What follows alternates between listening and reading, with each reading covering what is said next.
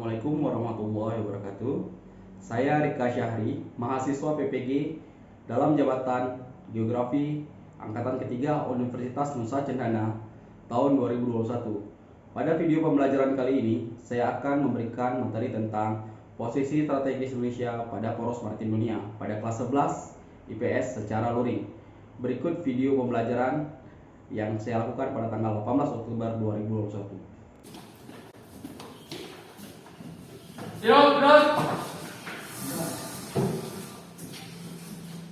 Assalamualaikum warahmatullahi wabarakatuh. Waalaikumsalam warahmatullahi wabarakatuh. Tegak gerak. Silakan doa.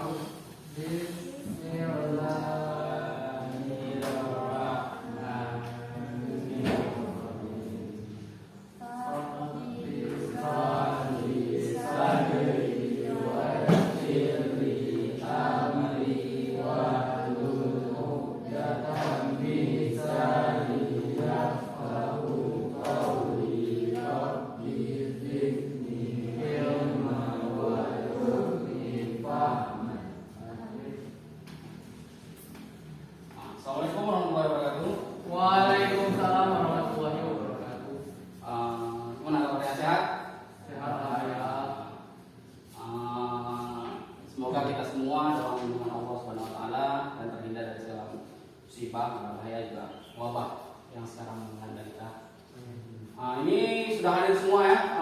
Kita karena setengah kelas, karena sistemnya shift setengah kelas, jadi ini yang hadir dari jumlah setengah kita, dari jumlah 18 orang, ini yang hadir 9 orang. Ada yang tidak hadir, saya absen coba.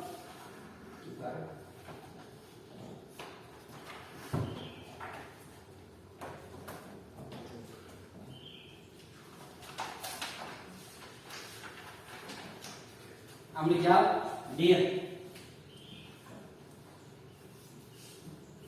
Ilya Desi,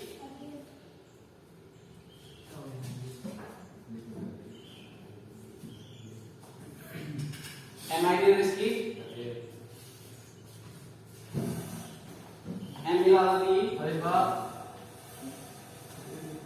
M Rizky, Hadir. Amok Prair, Hadir. Rahmat Effendi, Hadir. Reni Fitri Zarina,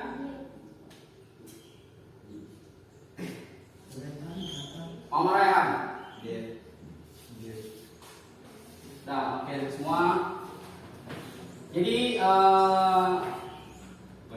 kita lanjutkan materinya dari materi minggu lalu, masih tentang posisi strategis maritim Indonesia. Tunggu saya hadirkan satu video untuk membuka ini.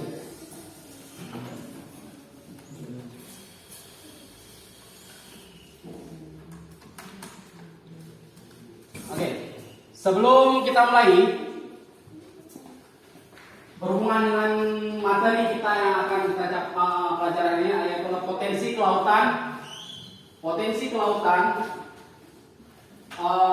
Indonesia. Potensi kelautan Indonesia. Nah, cakupan materinya itu adalah tentang semua segala sesuatu yang mempelajari tentang potensi kelautan Indonesia. Saya ingin bertanya dulu. Semua di sini pernah makan ikan? Nah, pasti pernah. Pernah pergi ke pantai sebagai tempat rekreasi atau tempat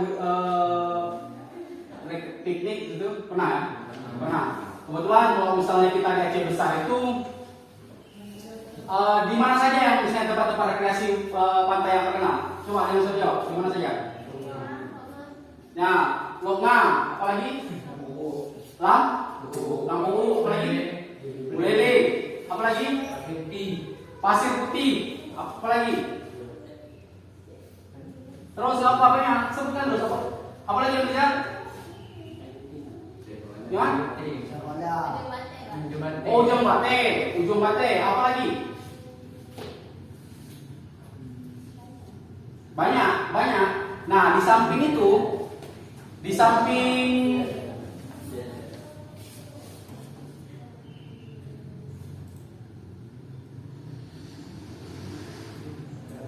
di samping potensi yang kalian sebutkan tadi, misalnya sebagai tempat rekreasi, ternyata kelautan Indonesia itu menyimpan banyak potensi ataupun banyaknya manfaat yang bisa dimanfaatkan untuk kepentingan masyarakat itu banyak.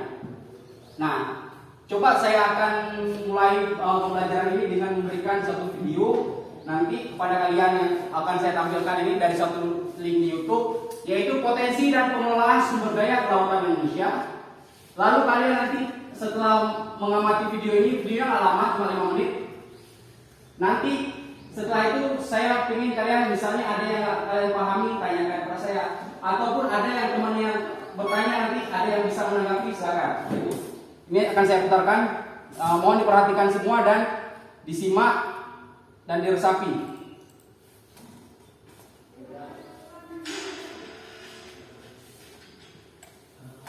Selamat datang di Berbicara. Hari ini kita akan bahas mengenai potensi dan pengelolaan sumber daya kelautan Indonesia. Potensi sumber daya kelautan Indonesia bisa berupa sumber daya hayati dan non-hayati. Potensi mencakup potensi sumber daya hayati dan budaya, potensi sumber daya mineral dan energi, potensi industri dan jasa maritim, potensi transportasi laut, dan potensi pariwisata abadi. Yang pertama adalah potensi sumber daya perikanan.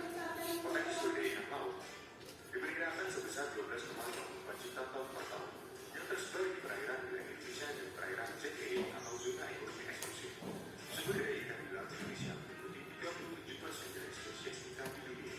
Beberapa jenis ikan Kalau ada yang nggak paham, tulis saja nanti tanyakan. Jadi kita jawab sama-sama. Misalnya ada kata-kata atau kalimat yang tidak paham, ditulis, tanyakan. sekitar 70% produksi minyak dan gas bumi berasal dari kawasan pesisir dan laut.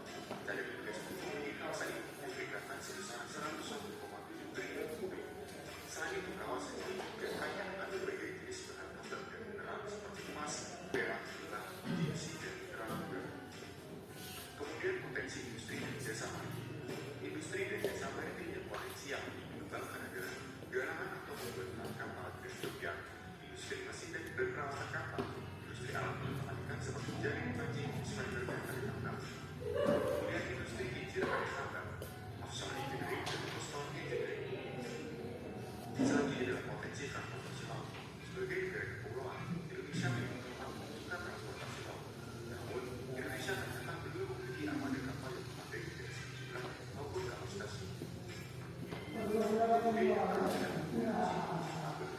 Bisa memberikan berbagai macam kegiatan seperti rekreasi, siar, olahraga air, dan sebagainya. Dapat itu berupa hotel dan restoran. Kemudian pengelolaan sumber daya kelautan Indonesia.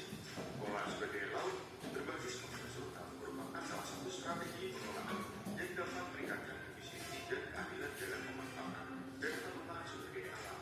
Selain itu, pengelolaan ini juga dapat membawa efek positif secara politika dan sosial. Pengelolaan sumber daya kelautan dapat dilakukan antara lain dengan hal-hal berikut ini. Pengelolaan sumber daya perikanan, mensosialisasikan energi kelautan, meningkatkan produksi minyak dan gas. Kemudian pengelolaan sumber dan pengelolaan jasa laut. Sekian, terima kasih dari Geografi. Oke. Gimana? Ada yang tidak mengerti dari video itu ataupun ada yang menarik, ada yang bisa didiskusikan ataupun kurang jelas? Gimana? Ada yang ditanyakan? Ya, silakan Nabi. Dari video yang sudah saya perlihatkan, ada dua hal yang menarik perhatian saya. Oke, dan yang pertama adalah tentang persen penemuan spesies ikan di Indonesia terdapat 37%. Berarti masih ada beberapa puluhan persen lainnya. Sedangkan dari yang saya baca, Indonesia memiliki berbagai jenis jutaan spesies ikan. Nah, jutaan saja belum bisa memenuhi puluhan persen tersebut. Berarti apakah masih ada spesies ikan lainnya di Indonesia? Nah, yang kedua tentang mensosialisasikan tenaga kelautan untuk listrik. Berarti yang dimaksud mereka itu adalah seperti tenaga-tenaga yang misalnya ada pertambangan listrik, jadi diambilnya tenaga listrik dari air. Itu Pak, kerjaan Pak. Mungkin kata yang tepat lagi itu adalah pembangkit listrik ya. Jadi ada dua pertanyaan dari Abi, tadi dari teman dari Abi. Yang pertama itu tentang potensi ikan. Jadi baru 30% yang dimanfaatkan secara ini, sedangkan Indonesia itu kata Abi tadi punya ribuan bahkan ratusan puluhan ribu jenis ikan dan potensi ikan, tetapi kenapa belum dikelola ataupun digali secara bijaksana dan tepat? Ada yang bisa menjawab? Kenapa? Kenapa kebutuhan Indonesia yang penghasilan dari potensi laut Indonesia yang katakanlah dari 100 cuma 30 yang baru bisa kita kelola? Kira-kira kenapa? Jawab aja, kenapa? Ini dari pertanyaan kami. Sebelum saya jawab, mungkin ada yang kenapa ideal? Kira-kira kenapa? Pakan potensi kelautan Indonesia itu belum dikelola secara maksimal. Gimana lagi? Saya jawab aja. Jawab lagi. Salah satunya kata Reni, mungkin ada pencemaran ataupun air lautnya yang tercemar ya di Indonesia. Oke, kita terima kamu. Ada yang lain? Kenapa? Ini kita punya potensi, seharusnya kita bisa kaya, tetapi kita itu baru memanfaatkan cuma 30%-nya. Kira-kira kenapa itu terjadi? Potensi kelautan ini. Ada yang bisa dijawab? Rahmat, jawab aja Bapak.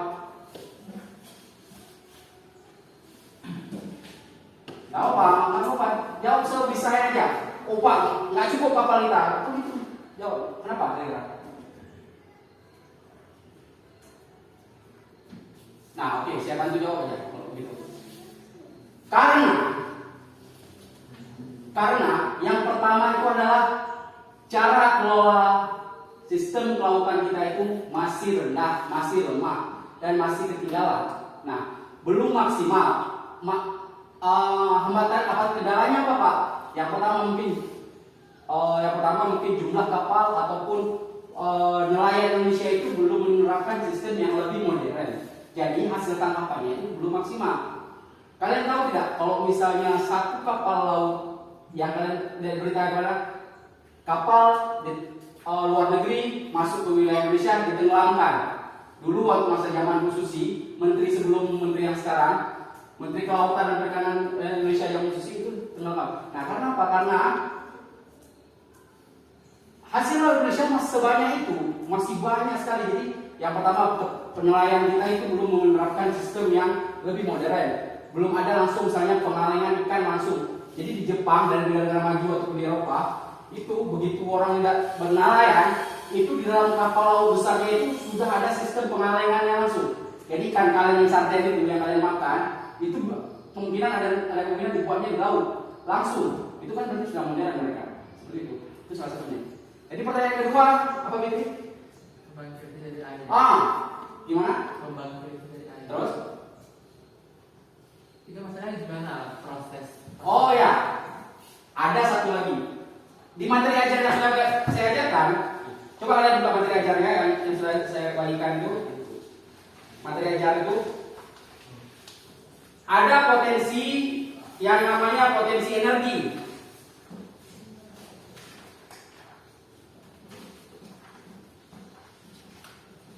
Ya, potensi energi di halaman 3 masalah itu. Potensi sumber daya mineral dan energi. Ya. Terkait dari pertanyaannya Abi, bagaimana sih memanfaatkan potensi energi itu di dalam kelautan? Ada yang bisa menjawab, kira-kira gimana?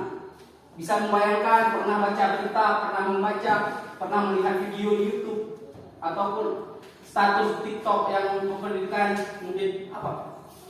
Gimana sih cara memanfaatkan menggunakan kelautan sebagai sumber daya energi? Ya Pak. Tolong matikan namanya. Kayak paham Pak ya sih. Tolong matikan. Diam. Diam, tolong didiamkan. Kita lagi belajar.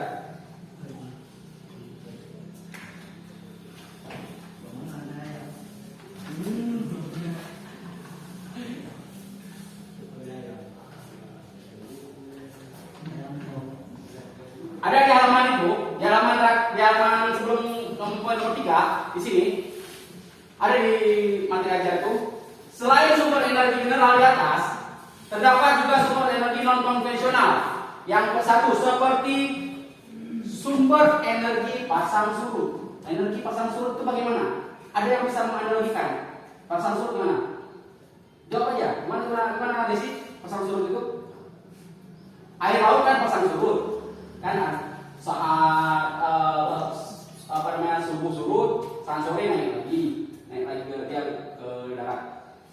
Gimana caranya arus pasang surut ini dijadikan sebagai energi? Gimana caranya? Ada yang bisa bantu menjawab pertanyaan dari Abi? Ini salah satunya yang pertama dari energi pasang surut. Gimana cara cikir? Coba pikir aja kira-kira itu secara logika bagaimana sih? Gimana energi pasang surut? Coba jelaskan, bisa jelasin? Jelasin pakai bahasa yang paling sederhana aja. Atau Abi bisa menjelaskan?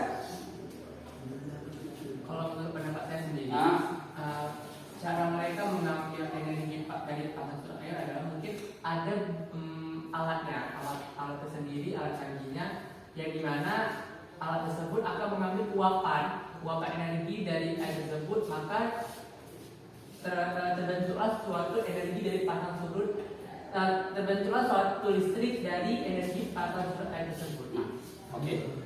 Oke gini, ini akan saya coba jawab. Dia energi yang non konvensional, misalnya energi yang sumber daya yang termasuk baru ini di Indonesia masih ada tapi sangat kecil ataupun bahkan jarang sangat sekali. Dia ada yang pertama energi pasang surut, ada energi gelombang, ada energi tenaga surya dan angin di wilayah pantai. Ada satu lagi namanya energi termal. Kita lihat biar kita tidak penasaran, kita lihat di internet. Apa sih energi itu? Ini kita bisa lihat.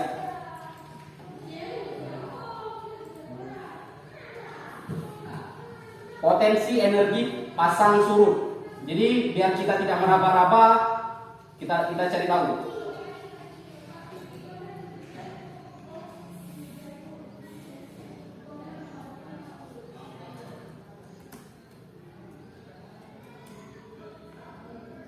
Kita lihat.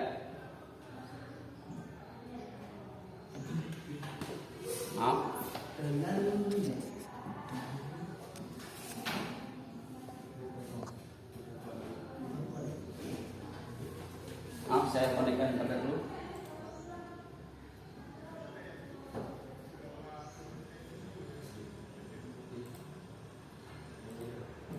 Nanti kan kita akan membagikan dua kelompoknya. Kita ada jumlah 9 orang. Kita bagikan 5-4. Nanti setelah ini kita akan coba diskusikan. Nah ini kita lihat dulu. Biar gak penasaran kita dari pertanyaan kawan kita tadi, Abi. Apa itu sih energi pasang surut, energi gelombang? Nah ini ada pengertiannya di sini. Energi pasang surut air laut adalah energi yang dihasilkan dari pasang surut air laut dan menjadikannya energi dalam bentuk lain, terutama listrik. Jadi, masih lemot.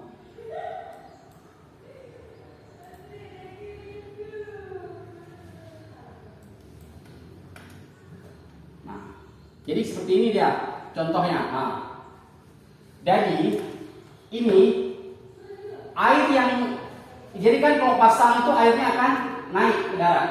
Kita buka saja.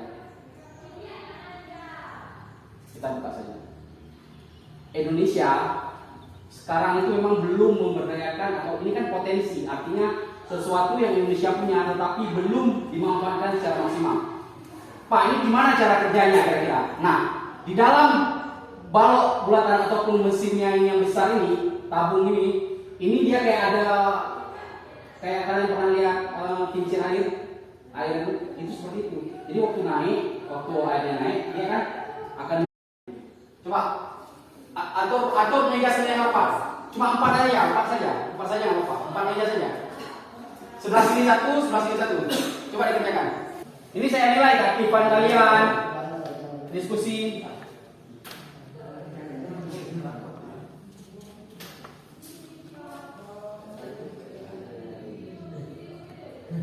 Boleh dalam bentuk narasi, boleh dalam bentuk poin, boleh dalam bentuk kalian buat diagram, tabel ataupun tabel boleh juga. Tabel itu kalian buat potensi bahari bawahnya apa, sampingnya itu ataupun diagram. Kalian buat akar apa namanya, mind mapping, akar berpikir seperti ini. Saya contohin misalnya. Ini saya contohkan. Misalnya potensi bahari, potensi pariwisata bahari.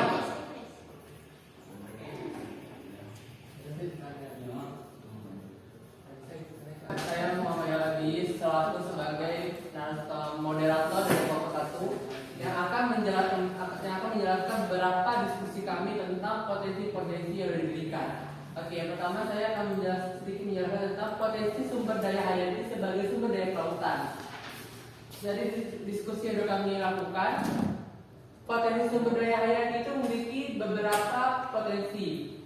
Ada 6 mungkin, tapi kami cuma mengambil 3, yaitu perikanan, terumbu karang, dan pengelolaan perhubungan laut. Perikanan dimanfaatkan oleh rakyat sebagai sumber penghasilan dan sumber budaya ikan. Yang kedua, terumbu karang sebagai tempat tinggal hewan kecil dan sebagai ikan laut. Sedangkan yang terakhir adalah pengelolaan perhubungan laut, dimanfaatkan untuk meningkatkan aksesibilitas dan konektivitas antar pulau. Baik. Yang kedua adalah potensi mineral dan energi sebagai sumber daya kelautan. Potensi mineral memiliki beberapa contoh, yaitu biji besi, biji emas, biji timah, berlian, dan permata. Mineral diolah sebagai bahan baku, peralatan, dan mesin. Baik, yang selanjutnya adalah sumber energi. Sumber energi memiliki beberapa jenis, yaitu suboil dan juga sumber logam suboil. Suboil salah satunya adalah minyak, gas, batubara, radioaktif. Sumber logam suboil yang pertama adalah timah, emas, perak, dan tembaga. Sumber energi adalah sesuatu yang dapat menghasilkan Apa? baik secara langsung maupun Apa ketawa? Ayo. Serius. langsung maupun proses konfirmasi dan transformasi. Baik, kita akan beralih ke potensi yang ketiga, yaitu potensi industri dan jasa maritim. Jadi,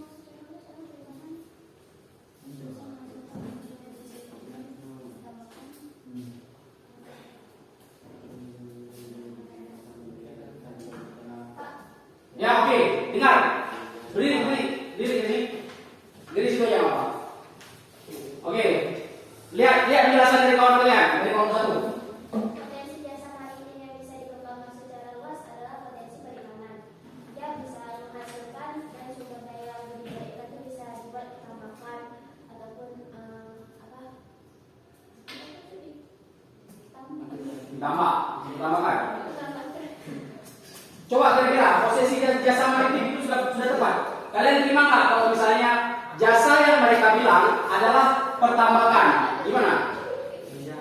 Hai, tadi kan kalian ditanya potensi jasa maritim yang bisa kira-kira bisa dikembangkan ke depannya apa? Mereka menjawab jasa perikanan, tambah. Kira-kira tambah. Jasa tambah. Coba.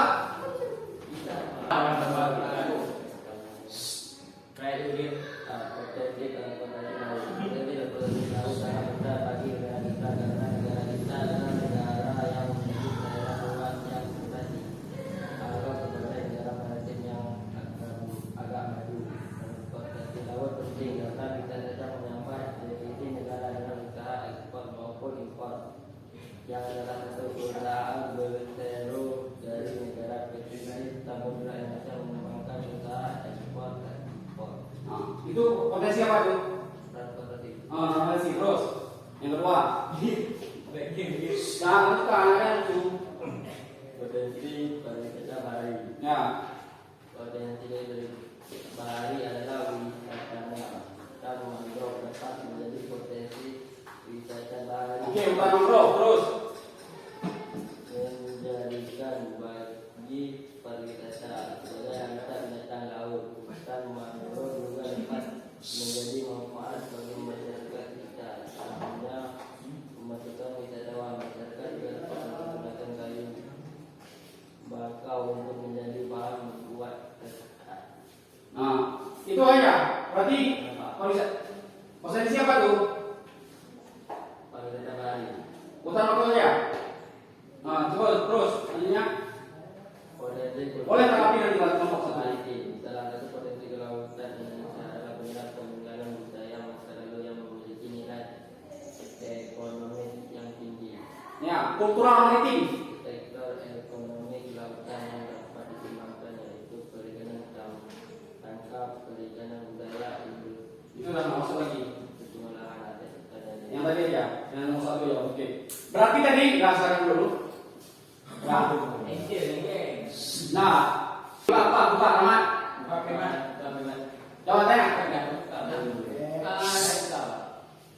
Saya lebih ke tentang potensi pariwisata bahari. Ya, pariwisata bahari. Nah, jadi Sign. salah satu potensi dari laut Indonesia kan adalah hasil perikanan. Dengan panjang dari pantai mencapai 95.181.000 km dan setahu Indonesia mampu menghasilkan 5,4 juta ton ikan. Nah, jadi pertanyaan adalah apa saja peluang lebih untuk mendapatkan ikan yang lebih banyak? Tadi pariwisata. Makanya pariwisata bukan. Ya, pariwisata Pak. Pariwisata. Pokok ikan. Hasil laut. Ini kan salah satunya kan potensi kan di laut Pak, pariwisata bahari. Ya, pariwisata yang bahari itu misalnya tadi ada contoh. Ini Pak beragam ya, ragam potensi. Oke. Gini saya. Coba kalian jawab. Gini. Saya bantu Abi untuk menanyakan ini. Coba selain wisata bakau itu, apalagi wisata apa lagi yang bisa dimunculkan di laut? Coba apa lagi? Saya berjawab dari ini. Kalian pernah ke Sabah? Pernah. Ada apa di Sabah? Ada apa di Sabah? Pantai. Ada apa di Sabah? Oke, Darmo. Apa lagi? Lupa. Yang di laut, apa saja? Wisata apa saja yang laut? Jet ski, snorkeling, diving. Aduh, fokus ke pelajaran. Coba yang saya sebutkan di Sabang itu ada snorkeling, ada diving, ada jet ski, banana boat, terus ada selancar angin mungkin. Itu adalah potensi juga di kelautan. Seperti itu. Jadi pariwisata bahari berarti pariwisata yang ada di tengah lautan itu tersebut apa saja? Itu nih jawabannya. Oke, dah. Oke, terima kasih semuanya. Saya sudah melihat diskusi kalian hasil semua. Perhatikan saya dulu. Perhatikan saya dulu. Saya sudah melihat diskusi semua kalian. Sekarang keluarkan kertas lembar, jawab 5 pertanyaan yang ada di layar. Cos, pilihan Cos, jawab ABC-nya saja, kumpulkan segera.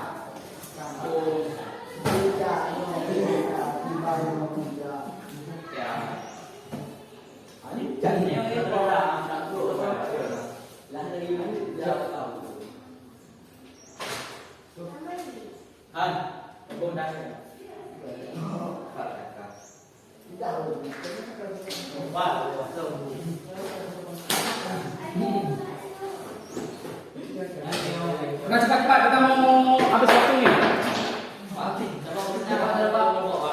Satu orang satu, bagi 2 terus kertas tuh. Dikit aja, bagi 4 boleh. Siapkan. Bagi 2.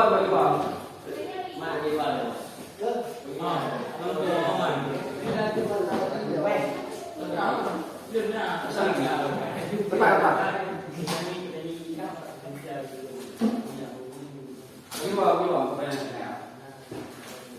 Open. Dah, dimulai sekarang. Nomor 1. Jawab. Ini saya jalankan. Jawab langsung. Halo, jawab. Saya kasih waktu 2 menit. Ini setelah semua kita pelajari, inilah soal formatif ataupun soal pengetahuan kita hari ini. Nampak kan? Nampak, Pak. Tadi kan, Pak. Ya, ada apa di sini ya? Ya.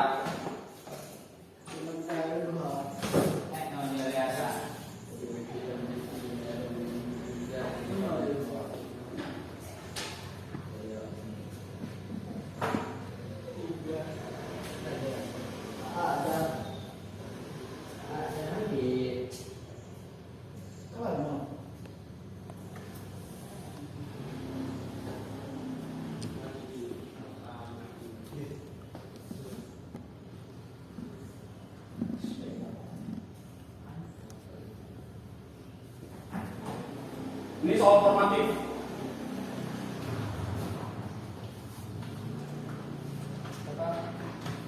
Dah, nomor 1. Udah selesai ya? Ya, Pak. Habisin aja. Ya, Pak. Dah, jangan bergerak. Dah. Nomor 2.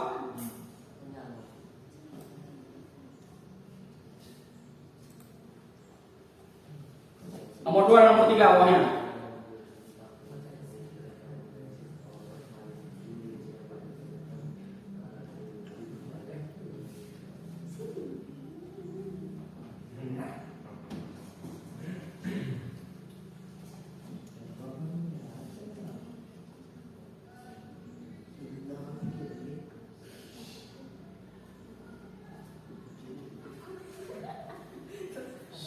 Berjalan terus.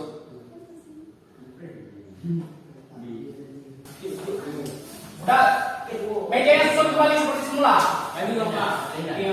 Baik, kawan. Meja susun kembali. Berjalan. Meja susun kembali. Rapikan dianya. Rapikan dianya. Rapikan meja dan oke. Kali yakin. Cepat. Ambil waktu kita. Dah. Duduk semua. Kita ambil kesimpulan. Enggak, ini.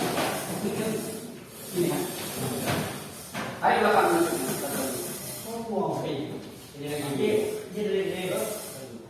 Satu lagi ke belakang dulu, dari belakang dulu. Dah. Duduk cepat sebelah belum selesai. Duduk. Duduk.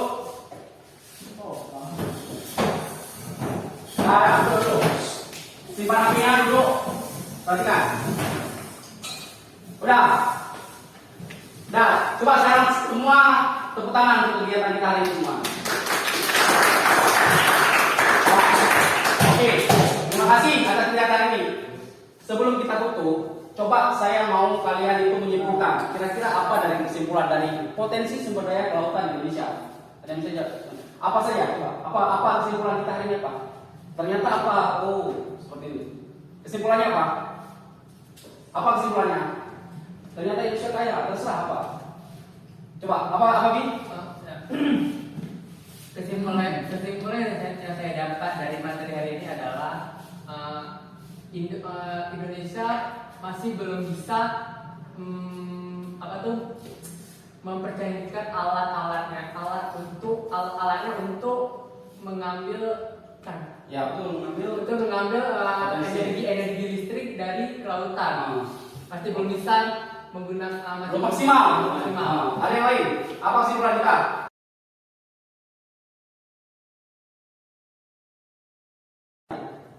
Potensi dari perikanan itu maksudnya Indonesia belum bisa kayak orang luar negeri belum bisa ambil ikan tapi langsung dikemas. Oh, oke, belum canggih. Jadi potensi itu secara perikanan, hasil laut secara perikanan itu belum bisa secanggih orang luar. Bisa apa lagi?